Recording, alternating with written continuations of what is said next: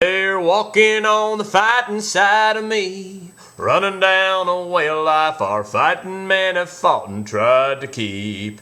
If you don't love it, leave it, let this song that I'm singing be a warning.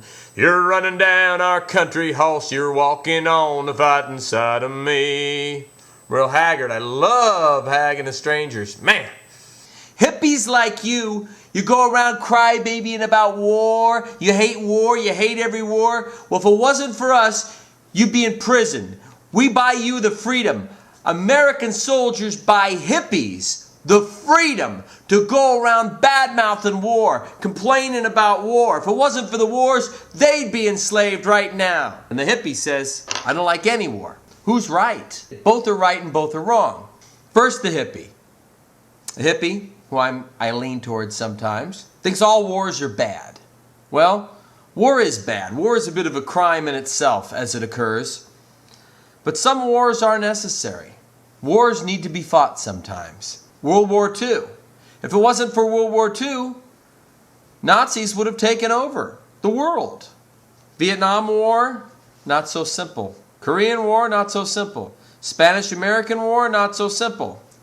I think it's a lot easier, especially for an American soldier, to convince himself that he's going into a righteous battle. And every kill he makes is a righteous kill.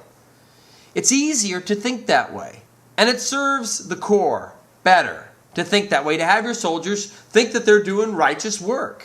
You did your best. I'm glad that we have our armed forces, because our armed forces are untouchable. They're the best trained, the most dangerous, deadly fighters in the world. You can't beat them. You can't beat the technology and the training on these guys. When they get home, they do need to realize that there's a possibility that they were doing some things that were not righteous. It's either that, or you have to assume that every single decision America made about every single war was always right.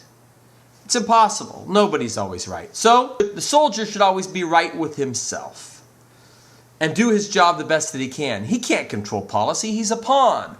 But that soldier who goes in has to recognize when he comes home, or should recognize someday, that the justification for that soldier to be there in the first place may be bogus.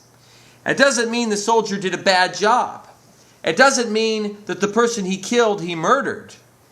If you go in as a soldier with good intention, and you end up killing somebody, and it turns out that that person you killed was innocent because of higher up made a bad decision, do you feel bad?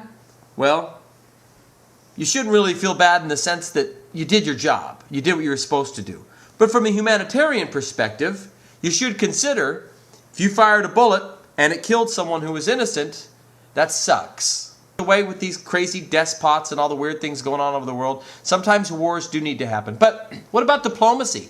When someone like me gets upset that you're over there fighting, or that you had to fight in the first place, it isn't that I'm bashing the military. I love and respect our military, all the young men that go out, and women as well, and risk their lives. But I don't want you to go out for bad reasons. Some of the soldiers I talk to, they speak almost as if they are creating policy and solving the world's problems by killing people. They're not. They're only a tool. They're a machine. They are the car. The government, our government is the driver. The soldiers do a great job per the directions of the driver. They never ever arrest the car when there's a drunk driving.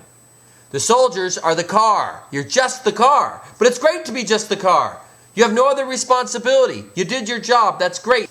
But you didn't go over there necessarily and solve the world's problems. You may have, but it wasn't up to you. You did your job.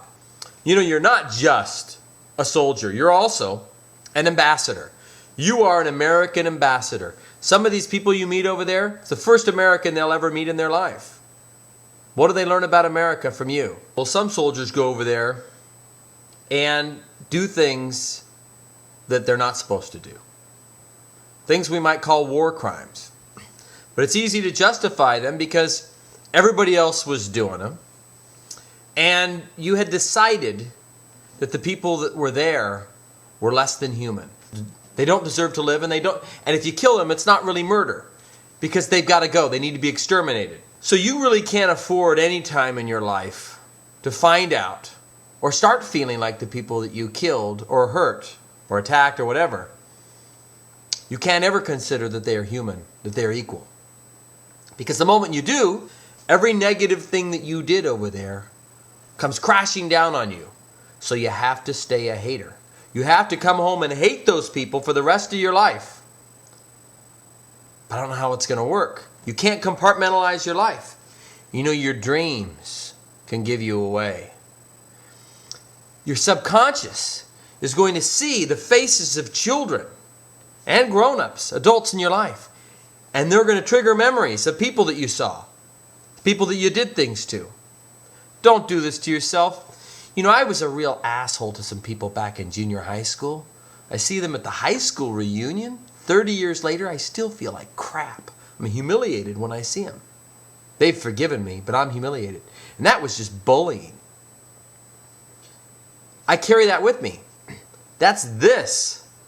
Murdering a family, killing somebody, beating somebody, being cruel to somebody who you decided wasn't human. And now later you find out, your heart knows the truth that they were human, that they were equal in God's eyes if there is a God. It's a big burden to carry. I don't want you to have that burden. So if you're heading off to war, please consider just do your job. Please don't add insult to injury. Please show compassion whenever it doesn't jeopardize your safety or anyone else's.